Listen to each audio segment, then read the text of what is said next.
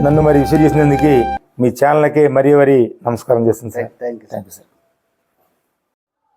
నమస్తే అండి.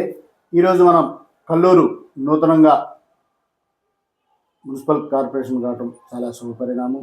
అందులో భాగంగా 16వ వార్డులో దామాల రాజు గారు అంటే ఈ కల్లూరుకే కాదు, కల్లూరు మండలం కూడా సుపరిచితుడు, అందరికీ తెలిసిన వ్యక్తి. ఇతను అయితేనే అధిష్టానం నెగ్గగలుగుతారని చెప్పేసి 16వ వార్డుగా కౌన్సిలర్గా నియమించడం జరిగింది.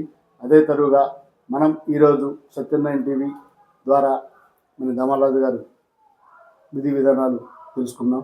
నమస్తే సార్. నమస్తే అండి. మీరు 16వ వార్డు కౌన్సిలర్గా పోటీ చేస్తున్నారు. అవును సార్. దానికి సంబంధించిన విధి విధానాలు మా ప్రేక్షకులు తెలియజేస్తారని చెప్పేసి కోరుకుంటున్నాను. ఓకే అండి. నమస్తే అండి. ముఖ్యంగా అందరికి కూడా నేను 16వ వార్డు కౌన్సిలర్గా పోటీ చేస్తున్నా. దాంట్లో భాగంగానే మరి 16వ వార్డు మొత్తం కూడా ఎలక్షన్ క్యాంపెయిన్లో తిరుగుతూ ప్రజల యొక్క సమస్యలు కానీ, వాళ్ళ యొక్క అవసరాలు కానీ, వాళ్ళకి ఏదైతే ఇబ్బందులు ఉన్నాయో వారు మా దృష్టికి పట్టుకొచ్చారు, తెచ్చారు.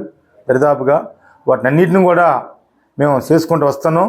ముందు కూడా చేస్తామని చెప్పేసి అని మరి మేము వాళ్ళందరూ కూడా మాట్లాడడం జరుగుతుంది. మాటే కాదు, మేము శాతంలో కూడా మరి కాంగ్రెస్ పార్టీ అభ్యర్థిగా ఉన్నాం కాబట్టి కొన్ని పనులు చేశాము. ఇంకా ముందు కూడా చేస్తామని చెప్పేసి అని మరి వాళ్ళకి చెప్పడం జరిగింది. ఆ మాటలతోనే మన పంతానం ఏందో వాళ్ళకి అర్థమైపోయింది. నిర్ణయాలు కాదండి, నేను గత 20 సంవత్సరాల బట్టి కూడా కాంగ్రెస్ పార్టీని పనిచేస్తున్నా. కాంగ్రెస్ పార్టీ గుర్తించి నాకు ఈనాటికి కూడా మరి బీపార్లో ఎంత టైట్ అయినా సరే మరి నాకు ఇవ్వడం జరిగింది. ముఖ్యంగా కాంగ్రెస్ పార్టీకి నా ధన్యవాదాలు. ఎందుకంటే కాంగ్రెస్ పార్టీలో మీకు అందరికీ తెలుసు, కాంగ్రెస్ పార్టీ అంటే ఏందో కూడా.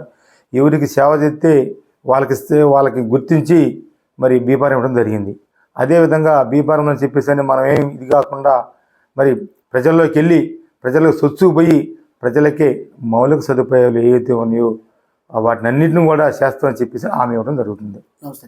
ఈ మౌలిక సదుపాయాలు అని చెప్పేసి అంటున్నారు కదా, ఈ కాంగ్రెస్ ప్రభుత్వం చేసిన మౌలిక సదుపాయాలు ఏంటి, గతంలో ఇచ్చింది ఏంటి, భవిష్యత్తులో ఈ ప్రజలకు ఏమి ఇస్తారు, మీ మాటల ద్వారా ఒకసారి చెప్తారు. గతంలో కాంగ్రెస్ పార్టీ అంటే మీకు అందరికీ తెలుసు, ఎందుకంటే ఎన్ని పథకాలు చేసిందో కూడా తెలుసు. మధ్యలో ఒక ప్రభుత్వం వచ్చింది, అది నేను ఆ పేరు చెప్పను, అది మీకు అందరికీ తెలుసు.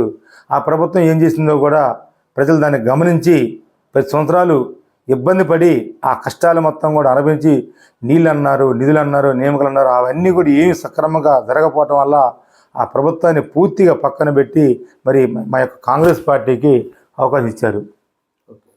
ఇప్పుడు మీరు కౌన్సిలర్ అభ్యర్థిగా విజయం సాధించిన తర్వాత ఈ వార్డు ప్రజలకు కానీ, ఈ మండల ప్రజలకు కానీ ఈ మీరు చేసే అభివృద్ధి పనులు ఏమైనా ఉన్నాయా? ఉన్నాయండి. దరిదాపుగా ఇప్పుడు నేను పోటీ చేసే 16వ వార్డు ఏరియాలో మరి ముఖ్యంగా డ్రైనేజీ వ్యవస్థ ఒకటి ఉంది. అది గత పంచాయతీ వ్యవస్థ ఉంది కాబట్టి కొంత మరి ఆ నిధులు లేకపోవటం వల్ల అవన్నీ కూడా కొంత ఆ పనులన్నీ కూడా ఏం కాలేదు. ఇప్పుడు మున్సిపాలిటీ అయింది కనుక మరి ఎక్కువ నిధులు వస్తాయి కాబట్టి ఖచ్చితంగా డ్రైనేజీ వ్యవస్థ కానీ, అదేవిధంగా మరి కరెంటు పోల్స్ కానీ, సిమెంట్ రోడ్లు కానీ అవన్నీ కూడా చేస్తామని చెప్పేసి మేము ప్రజలకు హామీ ఇవ్వడం జరుగుతుంది. చూశారు కదా, మెయిన్ ఎజెండా నన్ను గెలిపిస్తే డ్రైనేజీ, సిమెంట్ రోడ్లు అన్నీ ఇస్తామని చెప్పేసి అంటున్నారు. సో కాంగ్రెస్ పార్టీ హస్తం గుర్తుకి ఓటు వేసి వారిని గెలిపించాలని దామరాజు గారు అనుకుంటున్నారు. సో మనం ఈరోజు దామరాజు గారితో లైవ్లో మా సత్యనారాయణ టీవీకి ఆశ్రయించడానికి చాలా ధన్యవాదాలు. మీ కెమెరామెన్ శ్రీనివాస్తో కావేటి రాధాకృష్ణమూర్తి. నన్ను మరి విషయం చేసినందుకు మీ ఛానల్కి మరీ నమస్కారం చేస్తుంది సార్. Thank you sir.